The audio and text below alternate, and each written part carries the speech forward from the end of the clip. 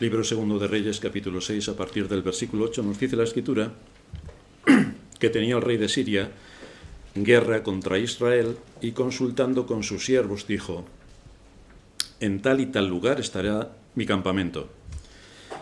Y el varón de Dios envió a decir al rey de Israel: mira que no pases por tal lugar, porque los sirios van allí.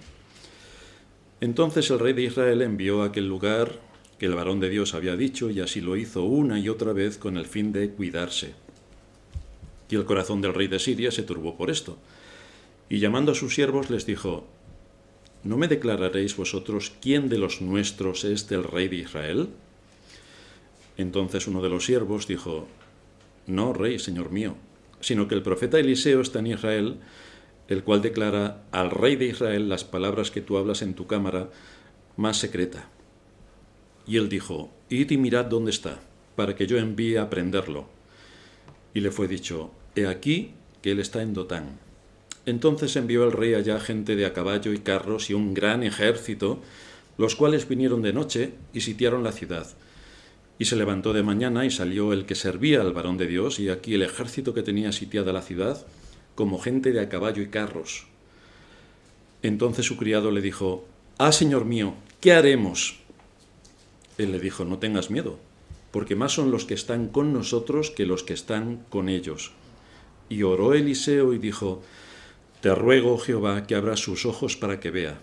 Entonces Jehová abrió los ojos del criado y miró, y he aquí que el monte estaba lleno de gente de a caballo y de carros de fuego alrededor de Eliseo. En este nuevo acontecimiento histórico al que nos exponemos, no encontramos a Eliseo atendiendo a los jóvenes profetas, como ocurrió en nuestro último sermón, sino que ahora va a dar una ayuda bastante valiosa al rey de Israel. Eso contando con que el rey de Israel era apóstata e idólatra. Pero a pesar de eso, Eliseo le ayudó.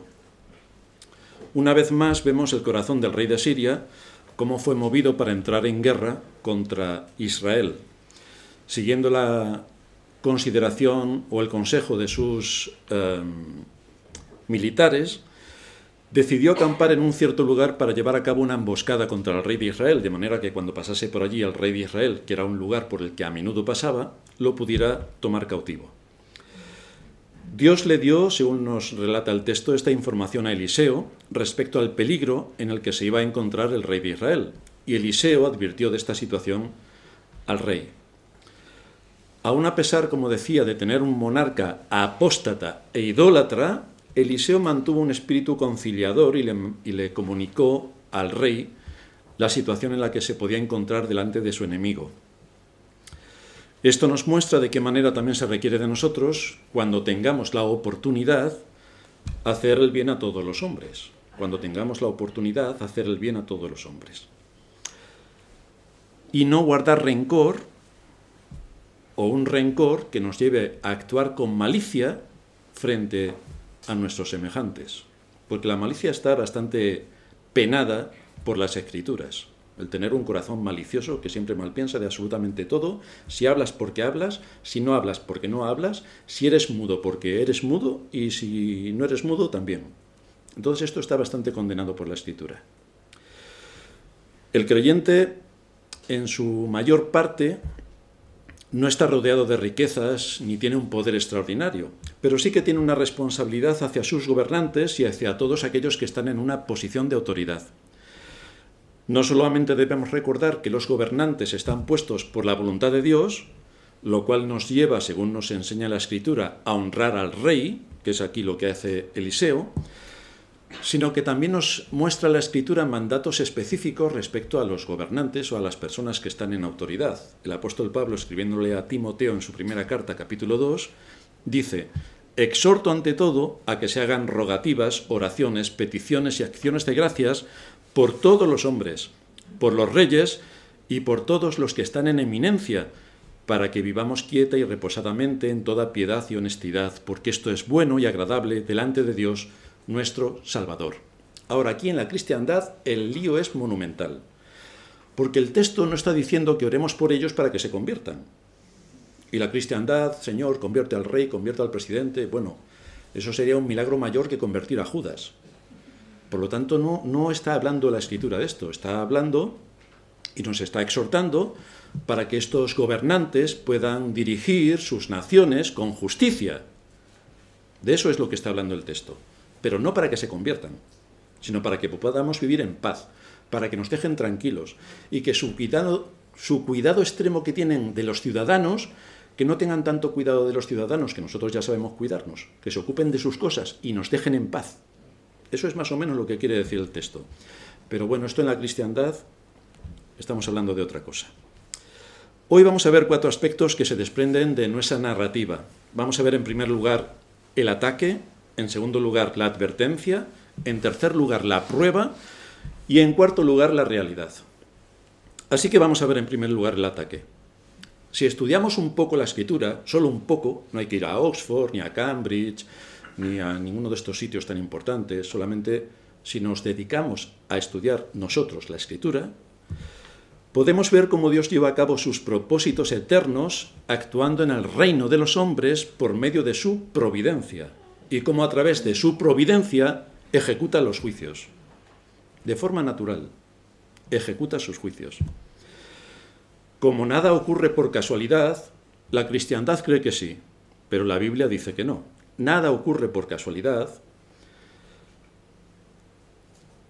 Nos encontramos ahora como la nación de Israel sigue siendo castigada. Y sigue siendo castigada porque sigue siendo idólatra en grado superlativo.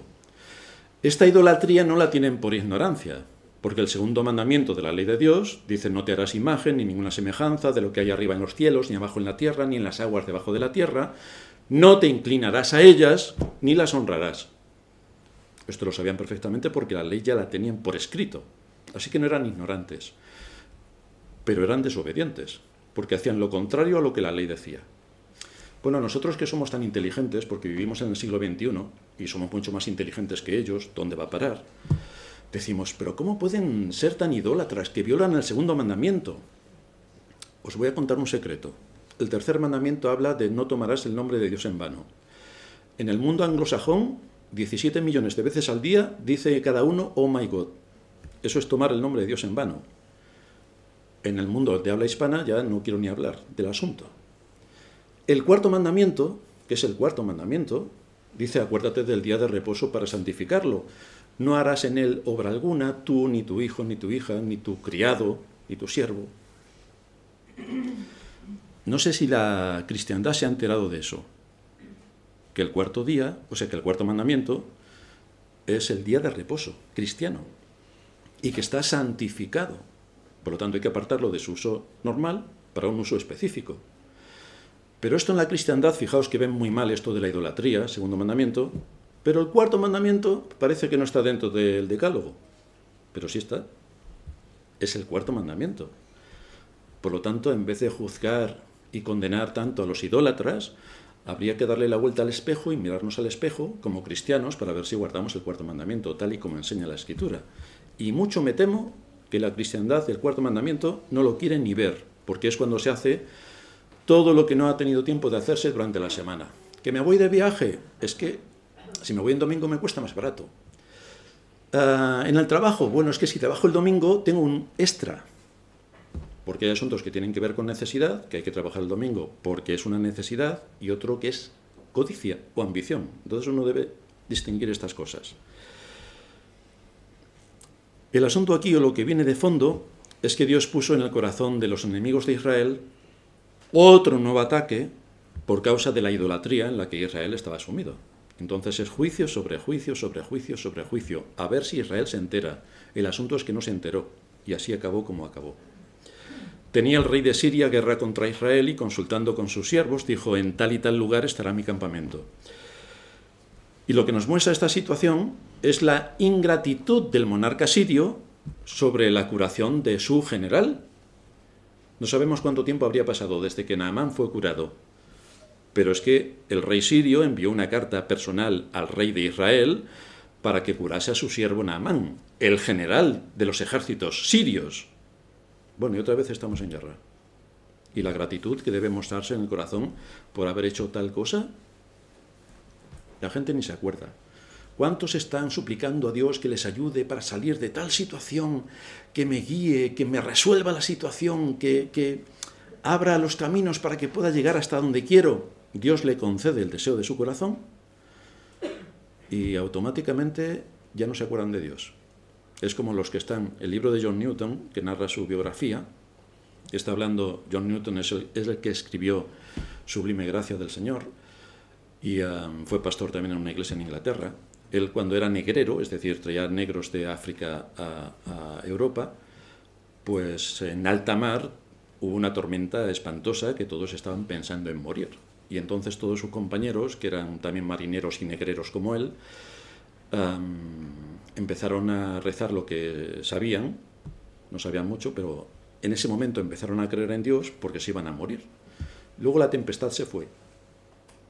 ¿Y dónde se fueron el resto de los marineros negreros que tan arrepentidos estaban de sus pecados? Pues a seguir pecando. Así que esta es una condición natural de la que debemos huir bastante. Y esta es la condición que tenía también el rey de Siria. Sanan a su general y ya no se acuerda de lo que Dios ha hecho con ellos. Vuelve a atacar a Israel. Pero, aunque es así como muchos actúan con Dios, y este era el caso del rey de Siria, la ingratitud de su corazón se hace evidente. Hay también otra manera en la que podemos entender el relato de esta historia. Podemos unirla con las aplicaciones que se derivan de nuestro último sermón, donde estuvimos viendo de qué manera aquel hacha de hierro que salió a flote desde el fondo del río es una ilustración de cómo Dios nos saca a flote desde el fondo de la condenación por medio de su palabra, que es aplicada de manera soberana por su Espíritu. Si es el Espíritu quien nos trae a la vida, la pregunta lógica que viene a continuación es: ¿qué es lo próximo que debemos esperar? Es decir, cuando Dios nos saca de las tinieblas y nos lleva a la luz, ¿qué es lo próximo que debemos esperar? Porque en las iglesias, en la cristiandad en general, dicen: si crees en Cristo, todos tus problemas se solucionan. Yo creo que no hay una mentira mayor de manos de Satanás, porque es exactamente todo lo contrario. Es decir, si crees en Cristo, no te imaginas la que te va a caer, porque Satanás se ha quedado sin uno de sus esclavos. Y evidentemente no se queda tan tranquilo cuando uno de sus esclavos, uno de aquellos que están bajo su dominio, es arrancado de su poder y llevado al reino de Cristo. No se está tranquilo. Y entonces empieza su ataque. Así que lo próximo que podemos esperar cuando Dios nos ha salvado es que empiecen los ataques. Y aquí, en la aplicación de la enseñanza que veíamos la semana pasada de cómo Dios trajo de las tinieblas a la luz, cómo Dios sacó ese hacha del fondo del agua y la trajo a la superficie, luego vienen los problemas, como es el caso que ahora nos encontramos. Quizá cuando no conocías a Dios vivías sin demasiados problemas, pero ahora que has sido llamado por Dios, tus problemas irán en aumento, porque Satanás no quiere soltar a sus cautivos. Y tú has sido liberado, y es algo que a Satanás no le gusta nada. Cuando el Señor te llama, tus ojos son abiertos a otras realidades que antes ignorabas. Y al abrir las Escrituras encuentras cosas que jamás habías ni imaginado, pero allí están. Y tienes unos nuevos ojos para que cuando vayas leyendo la Escritura, las cosas son completamente distintas a lo que tú tenías en tu mente, o a lo que la cultura en la que vivimos nos cuenta. O mejor dicho, el cuento que nos cuenta la cultura en la que vivimos. Es entonces cuando empiezan los ataques que van a intentar derribar la paz del creyente. Ya tengo la salvación, pero Satanás no se va a estar quieto. Nada enloquece más a Satanás que ver a un creyente con gozo y paz. Nada le enloquece más. Y es entonces cuando le ataca con todas sus fuerzas para deprimirlo y hundirlo. Ese es su objetivo. En esto Satanás es sumamente hábil. Pero no olvidemos el mundo en el que estamos. No olvidemos el mundo en el que estamos. El texto que leíamos en la introducción de 1 de Pedro nos dice que sometida a prueba nuestra fe, que es mucho más preciosa que el oro, sea hallada en alabanza, gloria y honra cuando Jesucristo sea manifestado. Es decir, que nuestra fe va a ser probada. ¿Y cómo es probada la fe? Pues con todo tipo de pruebas, de ataques, de aflicciones, diversos tipos de situaciones que nos van a hacer que la fe se ejercite. Así que todo esto nos muestra de qué manera, después de una victoria del Señor, curando el cuerpo y el alma de Naamán, eso no impidió que el rey de Siria iniciase una nueva guerra contra Israel, lo cual nos muestra que la naturaleza humana es la misma en cada generación y en todos los países y en todas las culturas. Hasta ahora, la guerra no es una cosa nueva. Nosotros debemos dar muchas gracias a Dios porque en nuestra generación no hemos sufrido una guerra. Pero esto es un periodo histórico que jamás en la historia ha ocurrido. Porque en todas las épocas y en todas las edades, las culturas han estado inmersas en 1000 guerras. Y nosotros somos los únicos, por eso somos tan finolis, que no han tenido que pasar por una guerra. Somos delicados, vemos que matan a una gallina, ¡oh, qué dolor! ¡Oh! Han matado un pollito, ¡oh! Han atropellado un perro, ¡oh! Pero antes hacían bastantes más cosas. Cuentan algunos de los supervivientes de la Segunda Guerra Mundial, los que estaban en los campos de concentración, que se lo llevaban a hacer trabajos forzados. Había un pelotón de 50 hombres que estaba trabajando, vigilado por los nazis, y cuando salieron del lugar donde estaban en los trabajos forzados para ir a sus barracones, pues uno de ellos, con el cobijo de todos, se escapó. Cuando los soldados nazis empezaron a contar a todos los presos, pues le faltaba uno. Así que le preguntaron, ¿dónde está el preso que falta? Todo el mundo se calló y todo el mundo sabía qué había pasado. Así que los nazis hicieron 2 filas con todos los presos, 24 y 25, en cada lado. Sacaron sus armas y empezaron a disparar, uno sí, uno no, uno sí, uno no, uno sí, uno no. Eso es la guerra. Nunca jamás escapó nadie más. Porque por que uno se escapase, murieron 25. Eso es una guerra. Y esos son los terrores de la guerra, de los cuales empezamos a hablar. En fin, para nuestras mentes tan sensibles nos pondríamos a llorar todos. Pero es catastrófico. El Señor hasta ahora nos ha librado. Los que piensen que vamos a entrar en guerra con Rusia y todo esto, que se lo quiten de la cabeza porque hay otros métodos más eficaces para la guerra, que no son las convencionales en nuestros días. En el texto que nos ocupa no hay ninguna evidencia de que Ben-Hadad hubiera recibido algún tipo de provocación por parte de Israel para la guerra. Simplemente era algo que en aquel tiempo, y hoy si se permitiera, pues todos los años había guerras.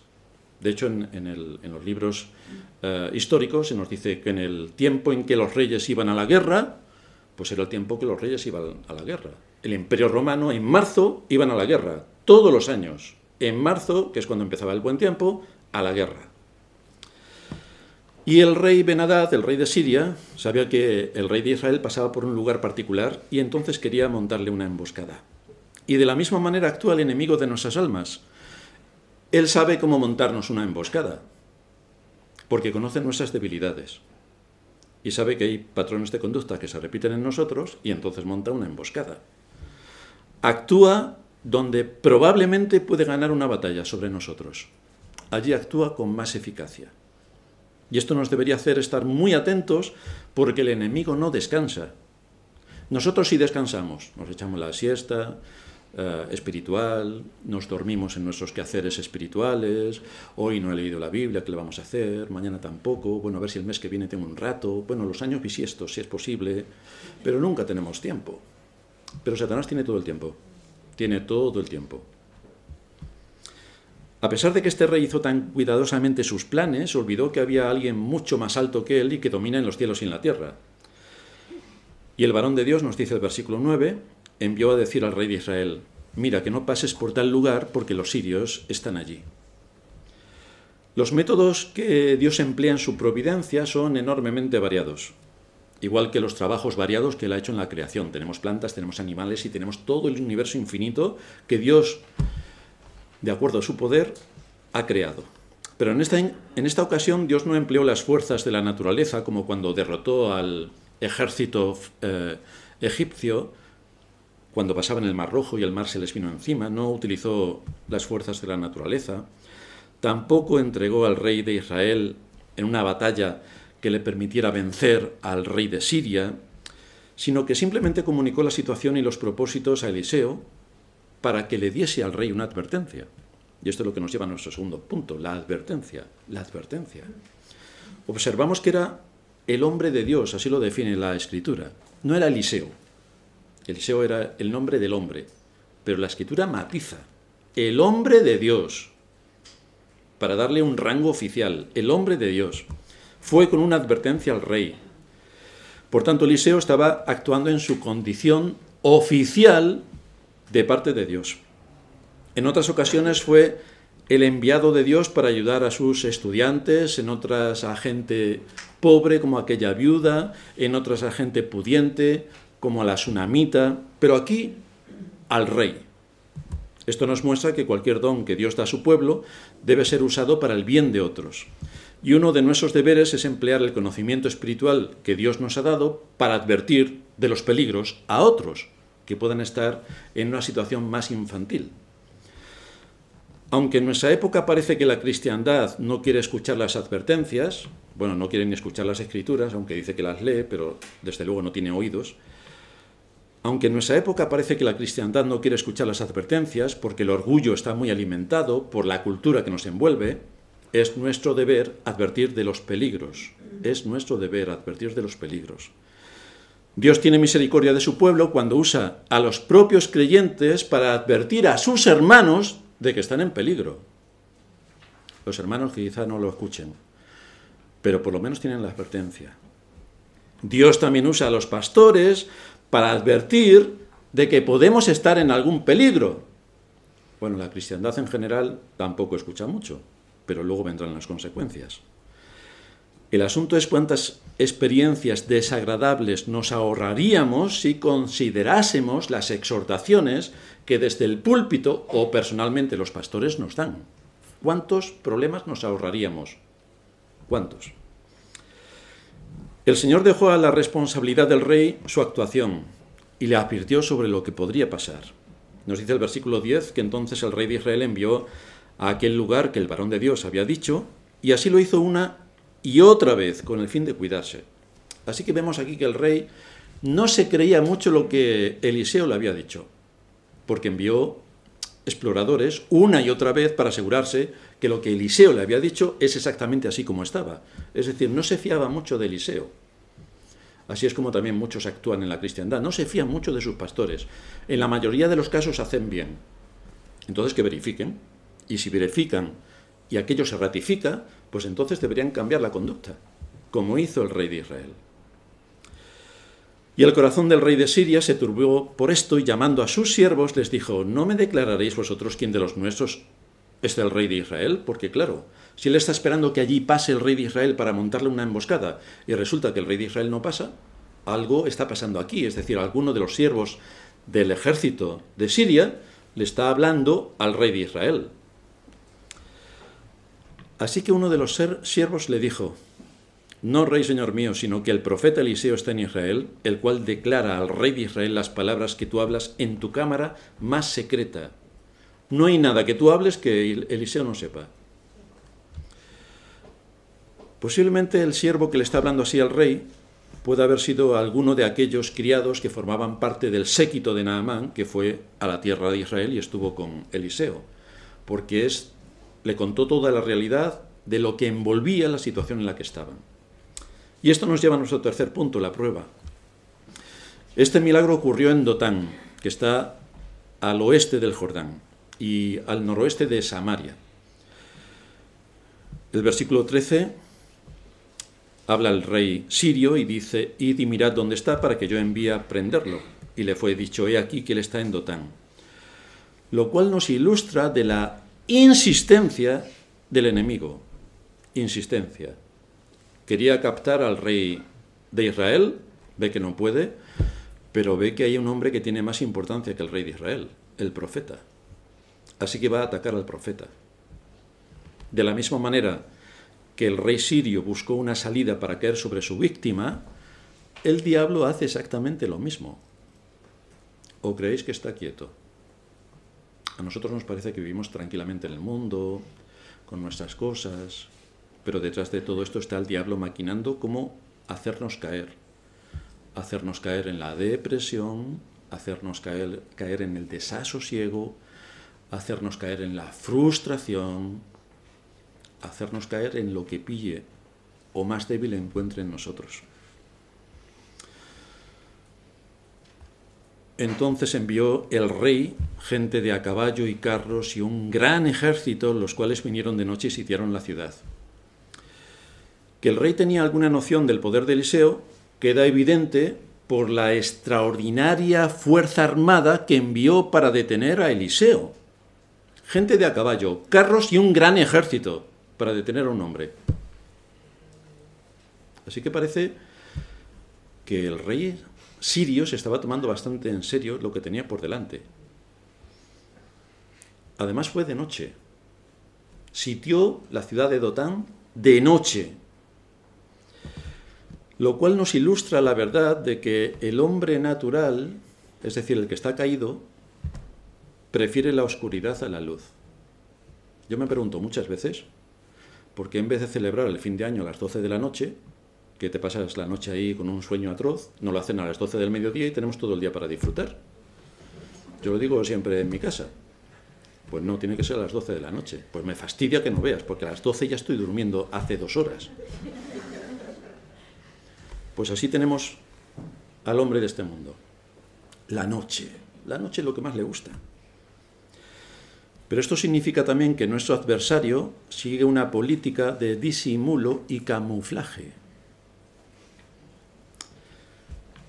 A la vez que usa todas sus armas para asegurarse la victoria, de noche. Busca tomarnos desprevenidos, porque claro, si es de noche estás durmiendo, que es como estaba Eliseo.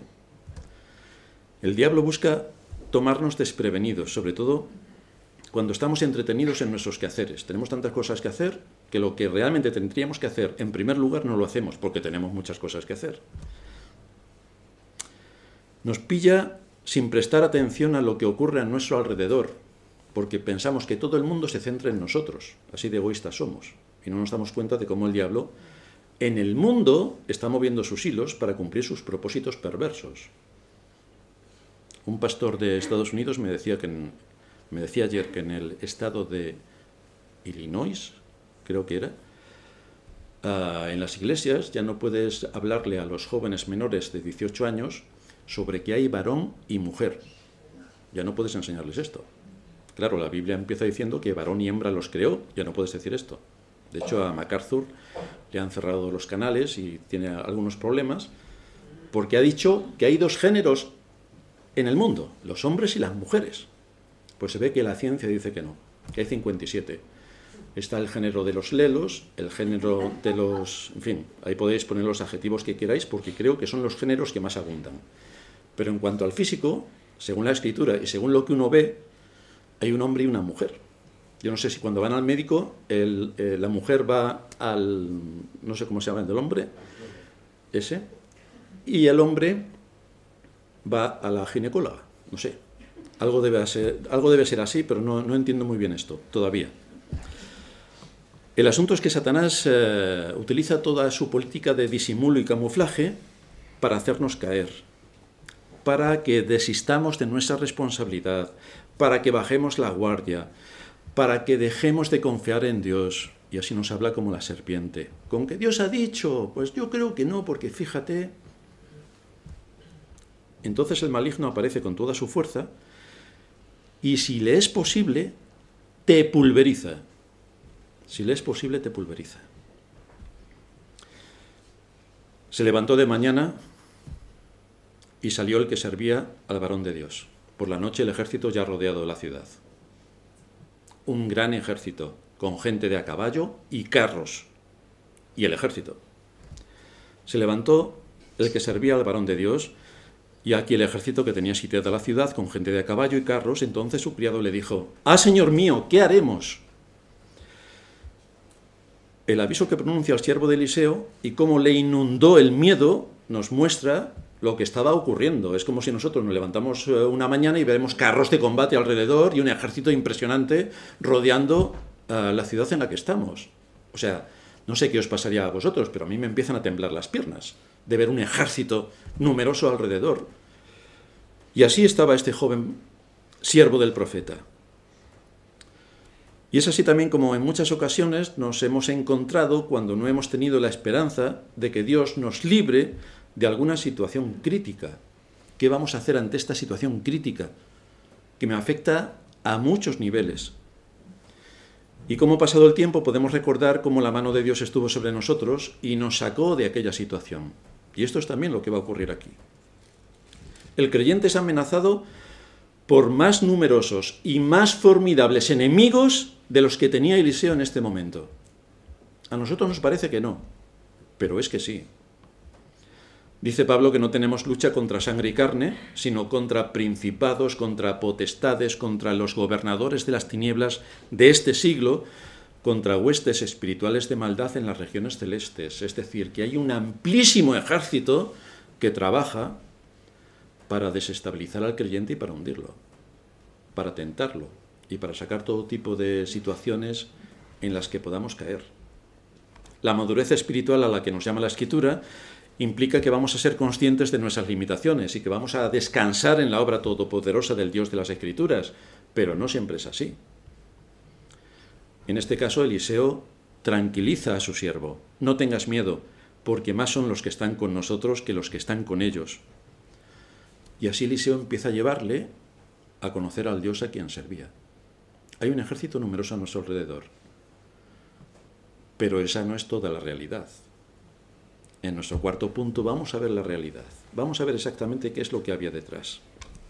Dijo Eliseo, oró Eliseo y dijo, te ruego, oh Jehová, que abra sus ojos, los ojos de su siervo, para que vea.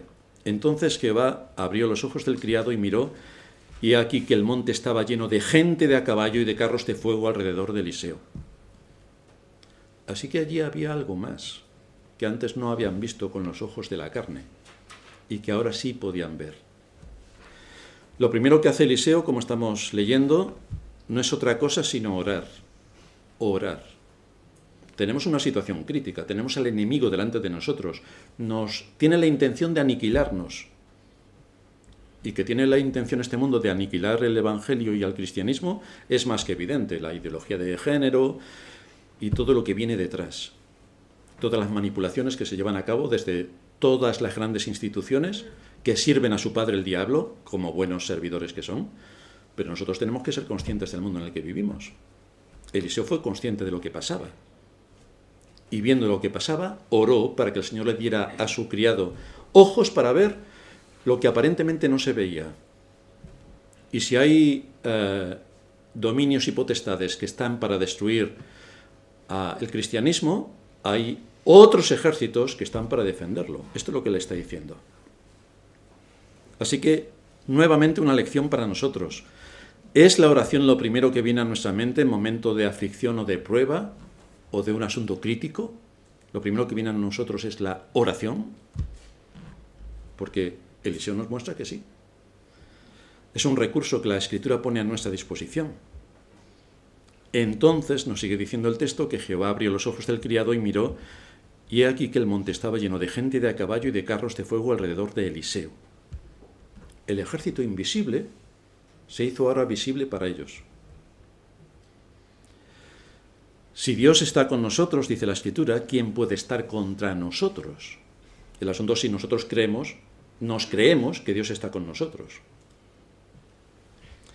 ¿Cuántas experiencias de hombres de Dios nos dan el relato de este mismo suceso, de cómo han percibido con los ojos de la fe la obra increíble de Dios para defender a su pueblo de situaciones bastante delicadas y duras? La Escritura nos dice en el Salmo 34, versículo 7, el ángel de Jehová acampa alrededor de los que le temen y los defiende. Alrededor de los que le temen y los defiende. Dios actúa unas veces de forma directa y otras de forma indirecta. Dios es el que lleva a cabo la salvación de su pueblo. Quiero dejar aquí un asunto claro porque a veces se nos enreda la mente pensando que Dios actúa directa e inmediatamente sobre todas las cosas. En la salvación, por ejemplo, evidentemente Dios es soberano y Dios salva. Pero ¿cuáles son los medios por los que Él salva? porque Él no salva directamente en el sentido de pilla a alguien por la calle y ¡clac! Ya eres salvo. No lo hace así. No lo hace así. Dice el apóstol Pablo en Romanos 10:13, todo aquel que invocare el nombre del Señor será salvo. Ahora, ¿cómo pues invocarán el nombre del Señor en el cual no han creído? La gente no sabe las cosas por ciencia infusa. ¿Y cómo creerán en aquel de quien no han oído? ¿Y cómo oirán sin haber quien les predique? ¿Y cómo predicarán si no fueran enviados? Así que Dios utiliza un método. Y es que es por medio de la predicación de su palabra, a través de hombres, lo que Dios usa para traer a la salvación a su pueblo. Es decir, Dios salva, pero utiliza como mediadores a los hombres para predicar el Evangelio, a los creyentes en general. Así salva Dios. De forma con elementos secundarios que cumplen su propósito, pero utiliza elementos secundarios. Lo que aquí nos encontramos, por tanto, es que Dios salva en su soberanía, pero lo hace a través de medios. Por eso sigue diciendo el apóstol Pablo en Romanos 10:17 que la fe es por el oír, y el oír por la palabra de Dios. Nos llega la palabra que nos es predicada por otros creyentes o por la iglesia, pero nos llega la palabra. Esa palabra la toma el Espíritu, la aplica y salva. Ese es el método que Dios usa. Así que Dios no salva directamente. Dios salva por su gracia, por medio de la fe. Y la fe viene por la aplicación que hace el Espíritu Santo de la palabra que ha sido predicada. Entonces viene la salvación. Y en el mundo espiritual nos encontramos lo mismo, en otros ámbitos. Él actúa a través de otros medios, en otros entornos, y de la misma manera que en el mundo físico es a través de hombres que predican su palabra y llegan los pecadores a la salvación, en otros entornos utiliza a los ángeles. Dice el escritor a los Hebreos en el capítulo 1, versículo 14, ¿no son todos espíritus ministradores enviados para servicio a favor de los que serán herederos de la salvación? Así que tienen un trabajo. El asunto es que Dios usa a su ejército celestial para cumplir también sus propósitos, igual que utiliza a los pastores, a las iglesias y a los creyentes para cumplir otro propósito. Él no actúa en muchas ocasiones directamente, sino a través de medios. ¿Cómo fue confortado el Señor cuando acabó el ataque de Satanás en la escena que conocemos como la tentación? ¿Cómo fue confortado el Señor? El texto nos dice que el diablo le dejó y he aquí, vinieron ángeles y le servían. ¿Cómo fue confortado? Por ángeles. No llegamos a ser conscientes de todo el despliegue que Dios lleva a cabo para protegernos. ¿Qué podrían hacer aquellos caballos de carne y carros de madera y metal contra el ejército de fuego que correspondía a los ángeles? Así que como esto es una realidad, vamos a mencionar algo de lo que la Biblia recoge respecto a los ángeles. Desde luego, todas las religiones reconocen la existencia de un mundo espiritual. Sus mitologías nos hablan de dioses, de semidioses, de espíritus, de demonios, de genios, de héroes mitológicos. El problema de la cristiandad es que confunde al Dios eterno con el genio de Aladino, casi todas las veces. Entonces, se ha equivocado de lugar de culto y demás historias. Pero uno tiene que saber de qué está hablando. Los grandes imperios de la antigüedad consideraban a sus líderes semidioses, en el caso de Faraón, en el caso de los césares, a quienes le rendían culto y les hacían sacrificio, eran semidioses. La Iglesia siempre ha creído en la existencia de los ángeles. De hecho, en la Escritura no hace ningún esfuerzo para probar la existencia de los ángeles. Es que es más que claro si uno lee tranquilamente la Escritura. Aparecen en los libros históricos y aparecen también en el Nuevo Testamento. A ellos se les atribuyen funciones de vital importancia que son ejecutadas por medio de la providencia divina y que tienen como objetivo cómo van a trabajar en este mundo. Y es por esta razón que debemos atender lo que la Biblia nos dice acerca de los ángeles, que existen. Son criaturas inteligentes. Desde luego, comparado con un ser humano, en fin, no tiene comparación, porque el ser humano ya sabéis lo que somos, si nos miramos al espejo con un poco de tranquilidad. Son criaturas inteligentes, de esencia espiritual, con un gran poder, que están a un nivel muy superior al hombre. Por lo tanto, cuando la gente habla extraterrestres, hay extraterrestres, hay extraterrestres. Claro que hay extraterrestres, y los ángeles y los demonios son extraterrestres todos. He visto un extraterrestre. Cuando veas a un ángel, no te van a quedar palabras para seguir hablando, como ha ocurrido cuando han aparecido los ángeles a lo largo de la historia. Pero bueno, lo que la gente llama extraterrestres son estos espíritus que pueden tomar forma corpórea. Vamos a ver en primer lugar su naturaleza. Desde luego las Escrituras no les atribuyen ninguna clase de cuerpo físico como el nuestro. Son seres invisibles, incorruptibles e inmortales. No tienen el don de la omnipresencia, que es un atributo exclusivo de Dios. Dios está en todos los sitios a la vez. Los ángeles no.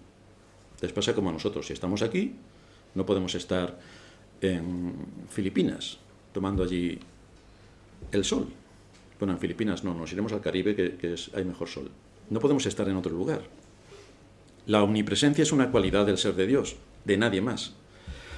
Al ser seres espirituales, no están en un espacio de manera limitada como nosotros. Por ejemplo, aquí cabemos 60 personas, 80 personas. Pero no podemos meter 600 personas, porque no cabemos. Esto no ocurre con los ángeles. Un ejemplo lo tenemos con el endemoniado gadareno. Mateo 5:8. Le preguntó el Señor, ¿cómo te llamas? Y respondió diciendo, Legión me llamo porque somos muchos. Una legión son 6.000 hombres. Y aquí tenemos que en un solo cuerpo había 6.000 demonios, porque él se define como legión. Entonces, no están limitados como nosotros al espacio. Con respecto a su capacidad de conocimiento, son muy superiores a los hombres, como decíamos antes. También tienen un enorme poder que es desconocido para nosotros. Sin embargo, aunque su poder es muy grande, están sujetos a todas las limitaciones que pertenecen a las criaturas, porque ellos son criaturas. Dios es el creador, ellos son criaturas como nosotros. Han sido creados. A eso nos referimos cuando hablamos de criaturas. Los ángeles no pueden alterar las leyes de la naturaleza. Los ángeles no pueden realizar milagros. Los ángeles no pueden escudriñar el corazón. Así que nadie te cuente que el demonio sabe lo que tienes en tu corazón, porque no lo sabe. Solamente eso lo sabe Dios, nadie más, y tú. Ahora, si lo hablas, pues evidentemente tienen a Alexa, que le canta todo lo que estás diciendo. Así que ten cuidado con Alexa. Pero sí pueden provocar que nos quedemos perplejos ante el despliegue de su poder. Los ángeles anunciaron la venida del Señor y también fueron ellos quienes anunciaron que había resucitado. Se nos narra en Lucas 2:9, se les presentó un ángel del Señor y la gloria a los pastores y la gloria del Señor los rodeó de resplandor y tuvieron gran temor. Y después no solamente estaba este ángel que les anunció el nacimiento de Cristo, sino que después una multitud de ángeles estaban allí cantando. Con lo cual, el temor de los pastores debió ser colosal, porque es algo que no entra dentro de nuestra experiencia y, por lo tanto, casi nos entra terror. En segundo lugar, su estado. Se nos enseña claramente que todos fueron creados santos y puros. Todos los ángeles fueron creados santos y puros. También se debe deducir, en base a las declaraciones de las Escrituras, que fueron sometidos a un periodo de prueba en el que algunos guardaron su primer estado y otros cayeron. Según los datos que nos aporta la Escritura, una tercera parte de las huestes celestiales siguieron a Satanás, que era uno de los príncipes de los ángeles. En los ángeles también hay jerarquías. Satanás era uno de los príncipes. Una tercera parte de los ángeles se rebeló. Los que mantuvieron su integridad son descritos como ángeles, y los que perdieron su integridad son descritos como demonios. Así los conocemos, ángeles y demonios. Su misión, en tercer lugar. Las Escrituras enseñan que los ángeles son muy activos en tres áreas especialmente. La primera, en adorar a Dios. La primera de sus actividades, adorar a Dios. La segunda, ejecutar la voluntad de Dios.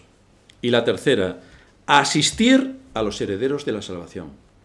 Esas son sus tres áreas de trabajo. Son descritos atendiendo a Cristo, como hemos leído antes en la tentación y luego poco antes de su muerte también la atendieron, están dispuestos a desempeñar cualquier servicio que se les asigne para la extensión del Evangelio y para la protección de la Iglesia. En el Antiguo Testamento aparecen en repetidas ocasiones. Cuando Adán y Eva son expulsados del paraíso, allí están los ángeles guardando para que no vuelvan a entrar. Dios puso querubines para que guardasen esa entrada y les impidieran volver al lugar donde habían sido creados. El ángel enviado por Dios ejecutó sus juicios sobre Egipto la noche de la Pascua y todos los primogénitos de los humanos y de los animales murieron. Así que ejecutó con bastante solvencia su papel.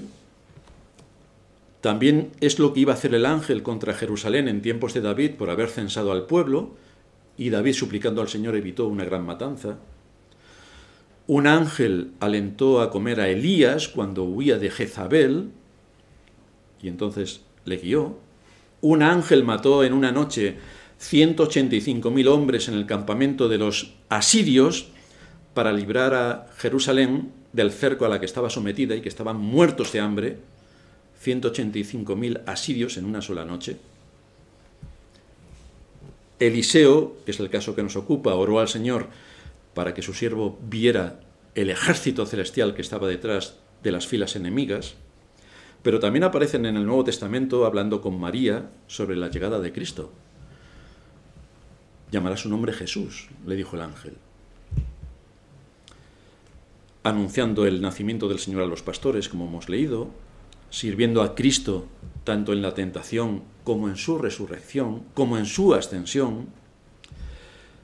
Siguen siendo espíritus ministradores para los creyentes y acompañarán a Cristo en su segunda venida. Vendrá con todos los ángeles del cielo. Pero hay más. El texto que leíamos en 1 de Pedro nos dice en el versículo 12 de su primer capítulo que a estos se les reveló que no para sí mismos, sino para nosotros, está hablando de los profetas, administraban las cosas que ahora os son anunciadas por los que os han predicado el Evangelio por el Espíritu Santo enviado del cielo, cosas en las cuales anhelan mirar los ángeles. Por lo tanto, los ángeles no son adivinos y tienen todo el conocimiento para saber absolutamente todo. Eso solamente lo tiene Dios. Por eso los ángeles están involucrados, aprendiendo cómo Dios se ha revelado a través de los profetas, a través de los apóstoles y a través de la Iglesia, cómo se ha revelado su plan de redención. Los ángeles siguen aprendiendo todo esto. Cómo el Dios eterno se encarnó, cosa que ellos desconocían que pudiera ocurrir, pero por medio de los profetas lo aprendieron, cómo sirvieron a Cristo cuando estuvo en la tierra y cómo siguen aprendiendo de los apóstoles y de las mismas iglesias que predican la palabra sana de Dios. Su número. En cuanto al número de los ángeles, por lo que dice nuestro Señor, sabemos que hay muchas legiones, según él dice en Mateo 26, 58. Pero en Apocalipsis se nos dice en el capítulo 5, versículo 11, miré y oí la voz de muchos ángeles alrededor del trono y de los seres vivientes y de los ancianos, y el número de ellos era millones de millones. Así que es un ejército bastante considerable. Millones de millones. Es evidente que la creación invisible está compuesta por un extraordinario ejército de seres que rinden un servicio al reino de Dios en este mundo. Lo de los ángeles de la guarda de la Iglesia Católica viene un poco por aquí. Viene intentando matizar este aspecto. Nosotros no tenemos la suficiente información en las Escrituras que nos lleven a esa conclusión, pero que sirven para cumplir los propósitos de Dios es algo más que evidente. Por otra parte, debemos tener cuidado en cuanto al conocimiento que tengamos de los ángeles, porque son criaturas enormemente sorprendentes. Uno, si estuviera delante de un ángel o aquí se apareciera un ángel, entraríamos en pánico de forma inmediata. Y lo segundo que podríamos hacer con alguien de esa envergadura es adorarlo, porque es a lo que nos llevaría a ver a un ser tan extraordinario.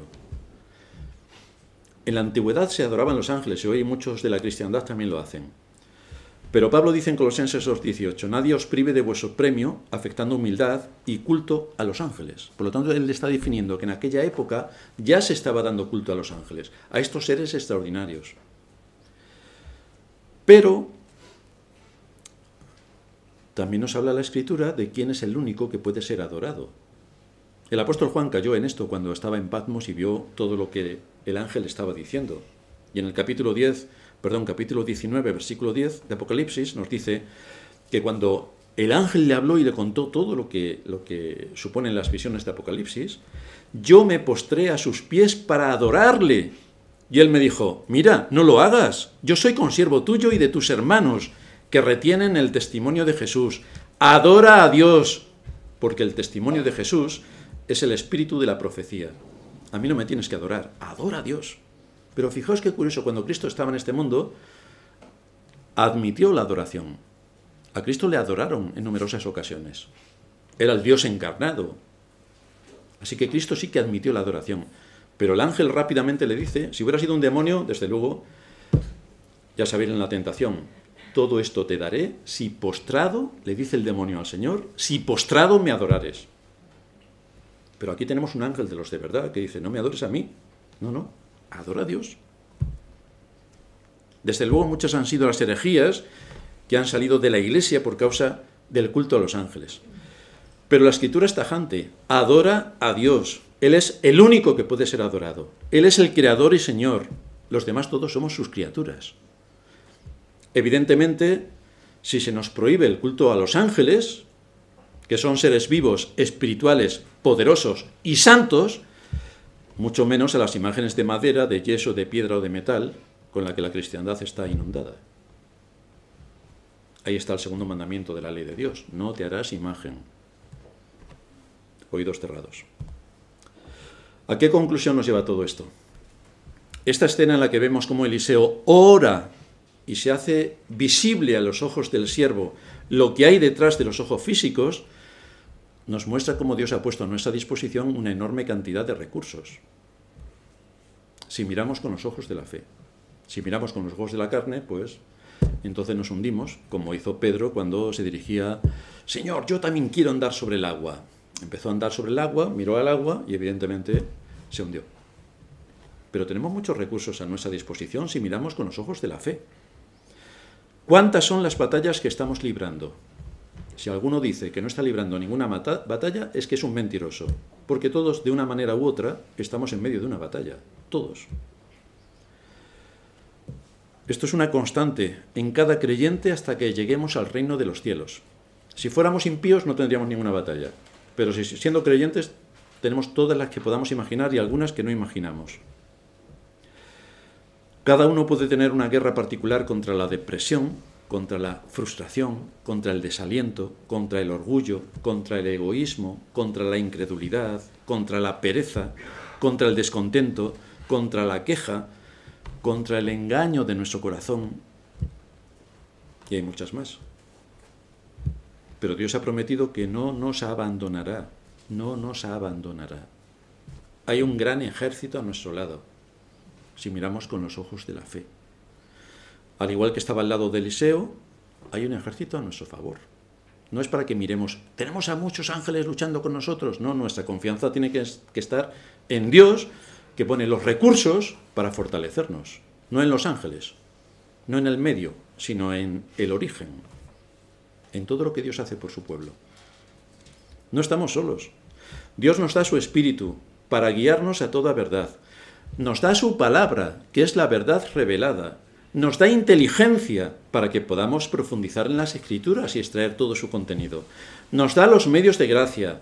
Lee la Escritura, ven en el día del Señor a congregarte con el pueblo de Dios, escucha con atención su palabra, aplica la palabra a las situaciones de tu vida, ora continuamente, utiliza los medios de gracia. Suplícale que te dé discernimiento para que la palabra que se está predicando sepas cómo la vas a aplicar. Eso lo hace el discernimiento. Pero si solamente vienes aquí, escuchas y dices, ¡uy, qué bien me he sentido! Hasta el domingo que viene, pues vas camino al infierno. Porque la palabra predicada debe producir sanación y salvación. Debe cambiar nuestros caminos y debe hacernos andar de acuerdo a la voluntad de Dios. Con lo cual eso implica que vamos a reconocer nuestros pecados, porque cuando se predica la palabra, si tú no sientes que te afecta en absolutamente nada, es que estás sordo. Porque siempre que se predica la palabra tiene algo que decirnos a nuestra conciencia y a nuestro corazón. Siempre. Siempre que se predica la verdadera palabra, porque no estamos aquí para entretenernos. Estamos para edificarnos. Y por lo tanto es labor la labor del que se sube al púlpito, edificar al pueblo de Dios, instruir al pueblo de Dios, identificar los pecados y llevar al pueblo de Dios a que se arrepientan de sus pecados y busquen en Cristo el perdón. De manera que debemos pedir la asistencia divina cada mañana cuando nos levantamos. Lo primero, poner el día en oración delante del Señor. En cada momento que sea preciso a lo largo del día, ora al Señor y suplícale su asistencia. Quizá no podremos ver, con toda seguridad no veremos ese ejército de ángeles, pero sí que contaremos con la ayuda del Señor. De eso estamos seguros. No te dejaré ni te desampararé. Así que confiamos en sus promesas, de cómo Él va a recurrir en todos los ámbitos para cuidarnos y protegernos, siempre que andemos de acuerdo a su voluntad. De manera que no podemos olvidar que la oración es un medio eficaz de gracia que Dios nos ha dado para traer paz al corazón y sosiego. La oración. Ante situaciones de prueba, de peligro, de tribulación, la oración es un remedio eficaz para que el alma exponga ante Dios sus temores y que así suplique la ayuda que necesita para seguir adelante. Todos estamos envueltos en una batalla, algunos en 2, algunos en 3 o más. Suplica al Señor que te ayude, que te dé de su espíritu, que te fortalezca con su palabra, que te dé fuerzas para afrontar las distintas situaciones. Y entonces vencerás. Y entonces vencerás. Repito, la Escritura nos enseña que cuando creas en Cristo tus pecados se acaban. Tus problemas se acaban. Lo que sí te enseña es cómo usar todos los recursos que Dios pone a tu disposición para que puedas vencer en medio de la batalla. Vamos a terminar en oración. Gracias te damos, Señor, por tu palabra y por enseñarnos una vez más cómo gobiernas en los cielos y en la tierra y cómo llevas a cabo tu propósito por medios secundarios a la hora de traer a pecadores a la salvación, como utilizas a tu pueblo, tanto desde la Iglesia como a nivel particular para hablar del Evangelio y que por ese medio los pecadores puedan venir al conocimiento de la verdad, pero también como en el mundo espiritual hay un ejército enorme que está trabajando para llevar a cabo tus propósitos eternos. Gracias por ilustrarnos de esta manera lo que hay detrás de la escena que no podemos ver, pero que según la Escritura exactamente es así. Pero gracias también por darnos los medios de gracia que nos sirven para acercarnos a ti y para buscar en ti todo lo que a nuestra naturaleza caída le hace falta. Te suplicamos, por tanto, que nos ayudes, que nos guíes, que nos consueles, que nos alientes, que nos des tu palabra y que nos ayudes a utilizar los recursos que has dejado a nuestra disposición para vencer en las diferentes batallas. En Cristo Jesús nuestro Señor te lo pedimos. Amén.